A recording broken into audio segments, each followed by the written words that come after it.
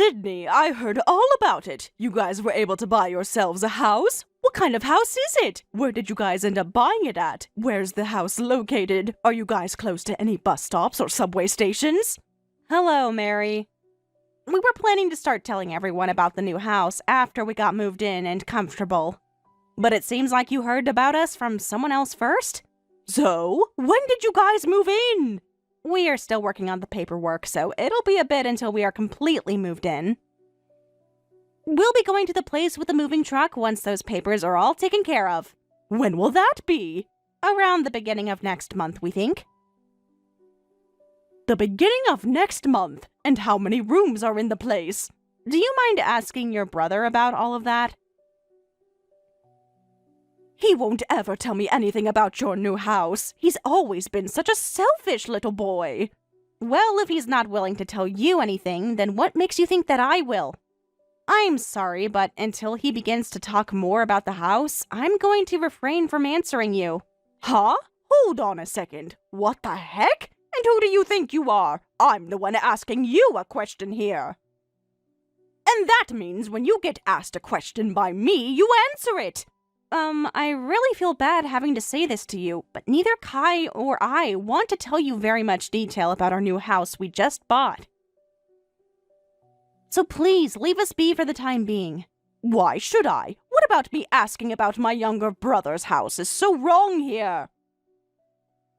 Ever since him and I started to become serious, you have always been around us, whether that be when our parents finally met with one another or when I went to try on wedding dresses. You were always around, right?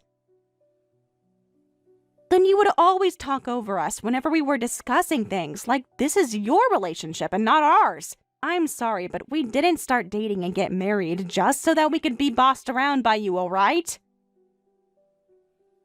I'm just thinking about the both of you, since you're both amateurs when it comes to everything, and that's why I help you both out by telling you what I think.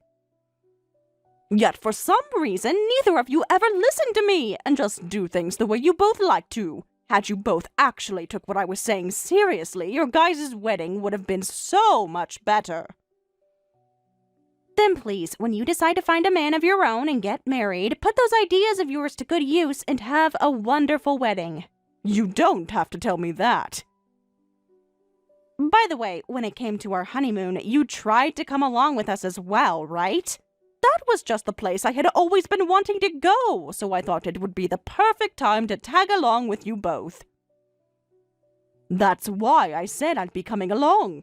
And what did you think would happen when you asked us to pay for you to come with us, even though it was our honeymoon? Well, you never did end up getting me a hotel room or anything, so I was never able to come in the end. And we used that money in order to buy lots of souvenirs for everyone, right? By the way, I've never ever heard of any couple wanting their family coming along with them when they go on their honeymoon. So you're not going to tell me about your new house because you're still upset over all of that? I am Cow's older sister. And what do you plan to do with all that information you want to get from us about the place? You already know what I plan to do. I'm going to live with the both of you. Live with the both of us? It's just the both of you going there, right?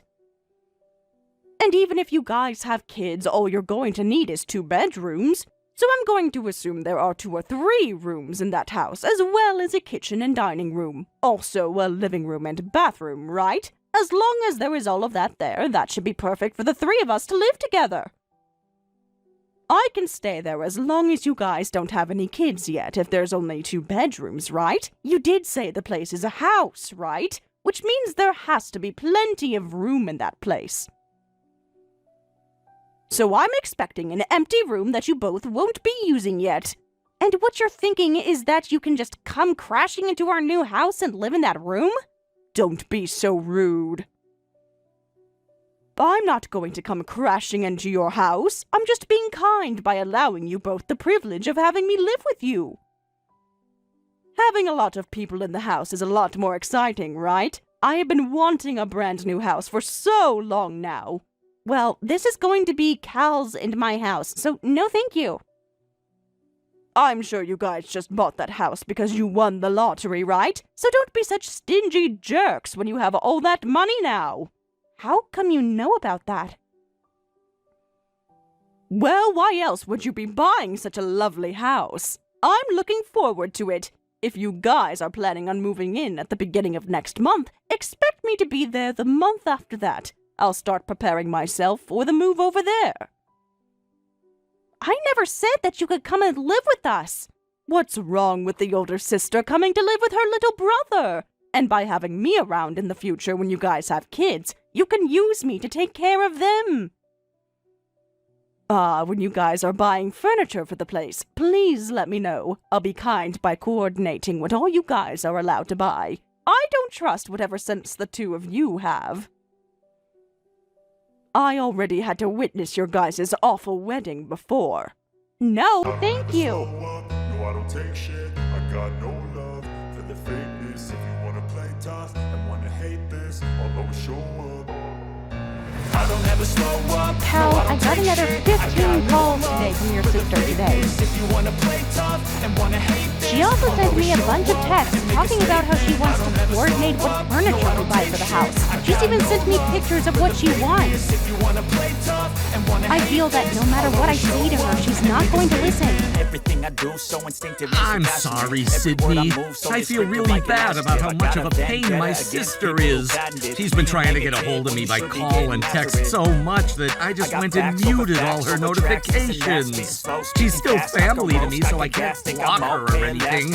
But she's nothing to you, so you can go right ahead and block her if you want. I'd love to block her and all, but I know for a fact she'd try and reach out to me on other platforms. I could even try changing my number and block her on all my social media accounts, but she'd figure out another way to find me. And if I were to totally cut her off and never respond to anything she says for a while, she'd probably come right to our house, right? True. We've already bought the house and everything, so she can just look us up and find this house. You already told her no to everything, right? About her asking to come and live with us? Of course, I've told her no already. Not only is she a major troublemaker, but she's also a complete shut-in, so I do not want her coming into our house. I also know very well that she'd start to cause you even more frustration, and I do not want that. Thanks for understanding. We really need to figure out a plan, though. If we don't end everything now, she's gonna start causing problems for me and my work. I'm already having a hard time focusing there. Same here. I tried taking calls while at work, but while I'm on the phone, I can just hear my phone going off constantly because of her. She does nothing with her life, so she has all day to just continuously call you. What I don't understand is that if she wants to move so much into a new place and won't take no for an answer, why doesn't she just find a place for herself? Because she has no money, and she's so used to having others taking care of her that she would never be able to manage on her own.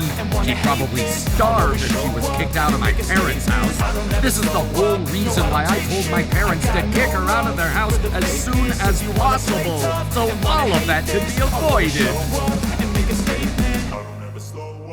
Well, in her eyes, she sees nothing wrong with still living with your parents. But there is something wrong with it when she's that old. But it seems that pretty soon here, my parents will both be retiring from their jobs. So I'm thinking once they're ready to retire, they'll no longer want to take care of her. I really hope that means they'll force her out of that house. You think that'll happen?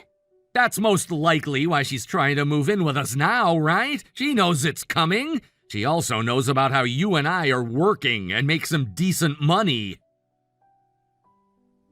She also learned about how we won the lottery, so now she really is aware that we have money. I think we're gonna have to cut ties to her here. If not, she's really going to cause us some major headaches. That woman has always been so mean about everything and never takes no for an answer no matter what. We really have to have a plan here, Sydney. Well, if you want a plan, I've had something come to mind. What's that? this will require us to get in touch with another realtor, which will cost a bit of money. If you're worried about money, you don't have to be anymore now that we have money. As long as this will help us get rid of her, I'm all ears. So we are both prepared to say goodbye to her forever, right? Of course! You and I have our life together to look forward to, and it will not involve her. Then let's talk about what I have in mind tonight when we're both home. I can't believe what all of our life she's already made a mess of. Our wedding, our honeymoon. Not this. I'm so sorry that we haven't been able to have a normal life yet because of her. Don't worry about it, Jackson. Even with her being a huge pain, she's never made me want to say goodbye to you. And that's why I've started making this plan in my head. So let's talk about it tonight and put it in action. Thank you so much, Sydney. I'll do my best to get home from work early today.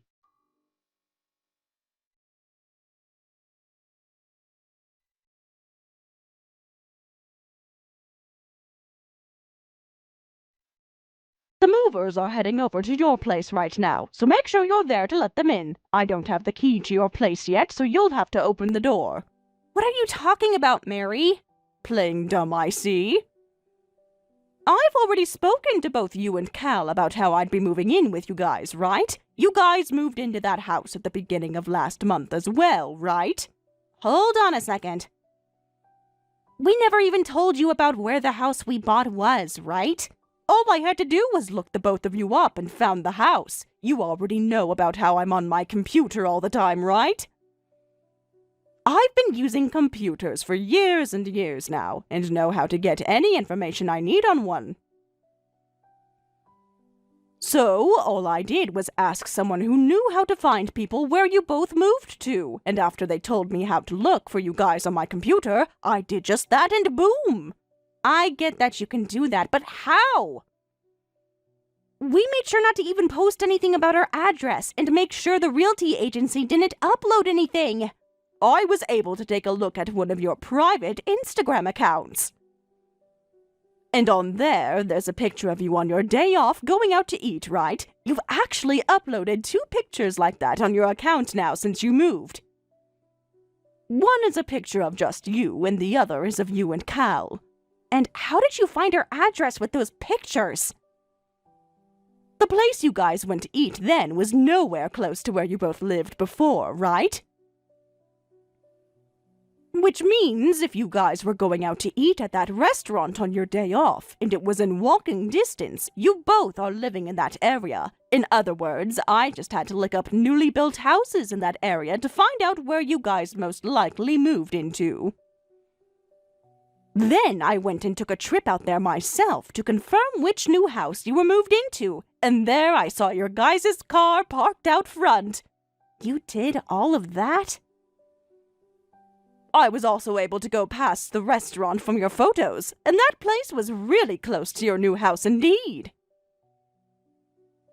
I also happen to remember how your guys' wedding looked, and based off that, I could tell what your guys' sense of style was when looking in that house. So, this is it, right? What? You're kidding, right?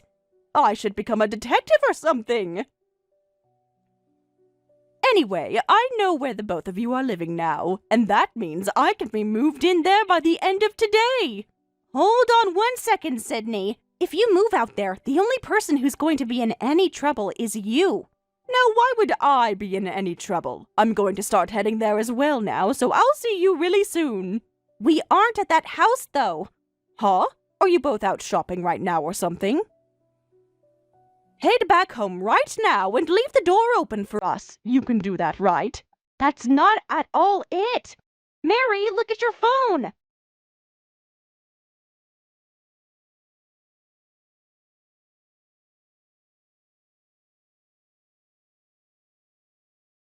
You both are still not home yet. I just arrived here with the movers. We have to move all of my things into the house now, so hurry up already! Are you trying to make me upset? Well, I have no choice but to let myself in now. Wait, how are you going to do that? There's nothing even in this house yet. Have you guys not fully moved in yet or something? Hold on! How did you even get in there?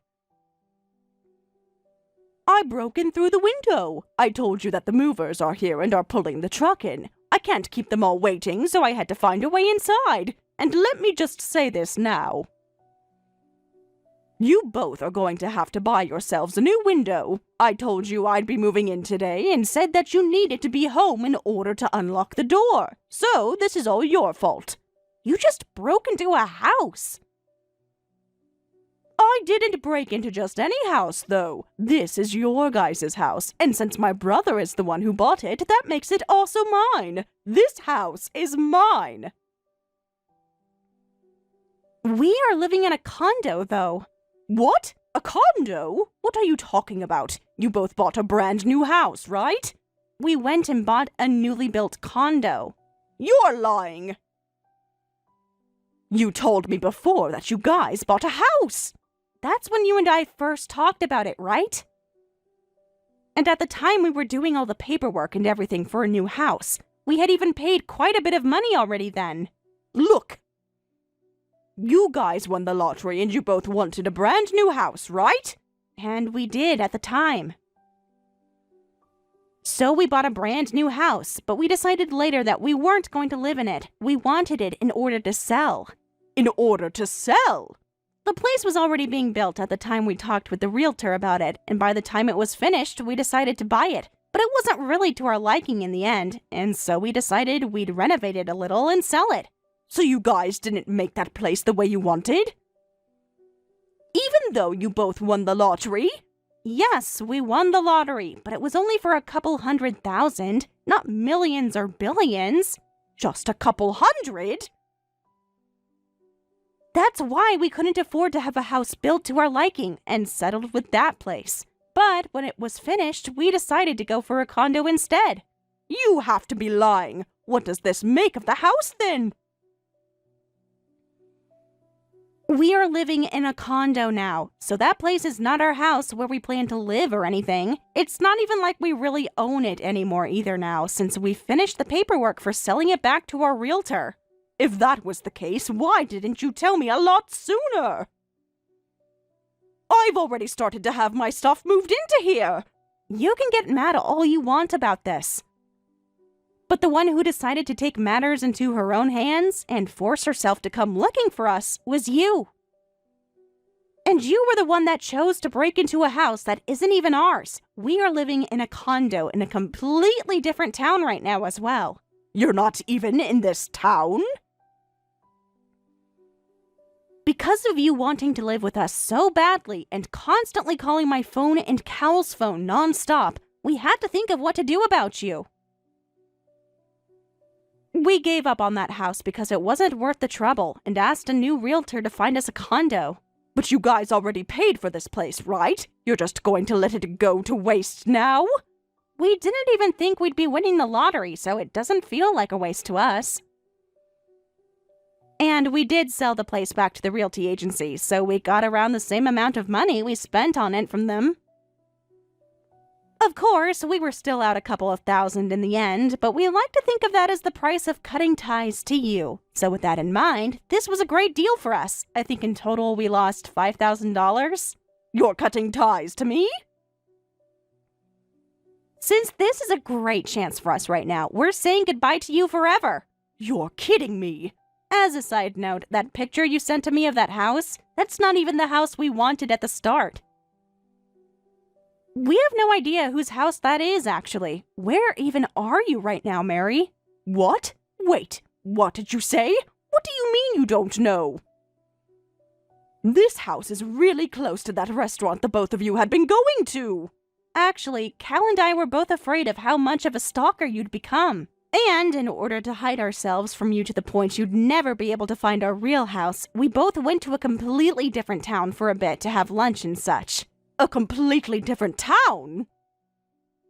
We just went on a drive to somewhere we'd never been before and found that restaurant I posted a couple times of. Then we talked with our new realtor and told them to get us a place that was nowhere close to that area. No way! So then, that means this house I just broke into, it really has nothing to do with you both? This is really hard for me to say to you, but what you've just done is crazy enough to have the police called on you. The police? You did just break into that house through the window, right? But there's nothing even in this house! Is there a paper or anything on the door? Something that says the house has been sold or that the house is in the middle of being cleaned? Now that you mention it, there was a paper on the door. I assumed that since you both have money, you paid to have the house cleaned by a company. The house you assumed we bought would have been newly built, so why would we pay for cleaning already? What?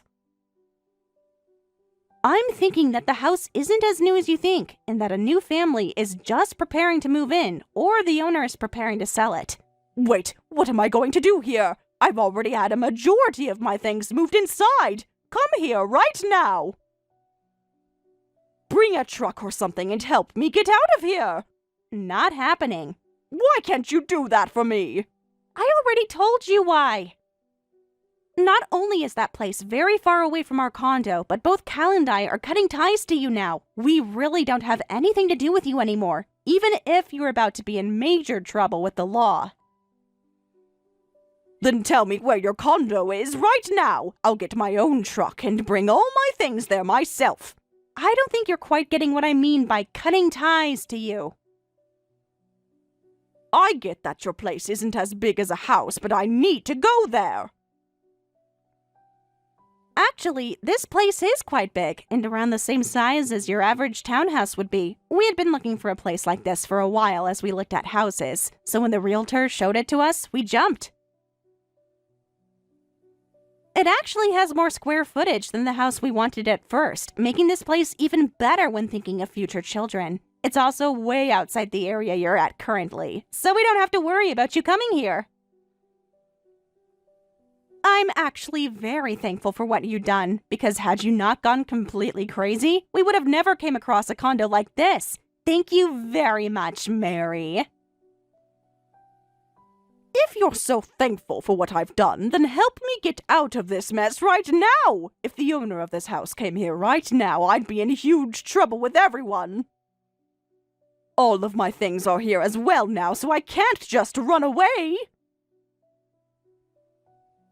You are old enough to understand the responsibilities that come with being out of your mind, so please take care of them yourself. All of that has nothing to do with us here. We never even agreed to letting you come and live with us in the first place, so figure things out yourself. Are you saying you're completely fine with me being arrested by the police now? Honestly, I don't care what happens to you now. I am your husband's older sister, though. And my husband doesn't care what happens to you either. Excuse me? Take a look at all the things we've said to you before over text, and you'll understand that neither of us wanted you to come live with us. We didn't agree with you doing any of what you've done, so you're going to get no help from us. We're not even responsible for you. Hold on a second. A car just pulled into the driveway. That's you guys, right? It has to be. It's your guys' car. We're both in our condo right now, and we're about to watch a movie with some popcorn. And as far as we're aware, our car wasn't stolen from us, so that can't be it. Wait, that means this car is... Perhaps the person that owns the house or one of the realtors for it. Or it might even be one of the neighbors coming to see what's going on there. No! I don't want to be arrested. Please come over here and help me right now. I'll tell you where this place is. Nope. I told you plenty of times now that we're cutting ties to you, so you're not our problem anymore, Mary. We don't want you screwing with our lives anymore, and cutting ties to you was our only option. So you're never going to see either of us or hear from us again. You're lying, right? I am Cal's sister. You both really plan to just cut me out like this? Hey, Sydney, I promise to not bother either of you ever again. So please help me here. This is the one and only thing I'm asking from you two. Sydney!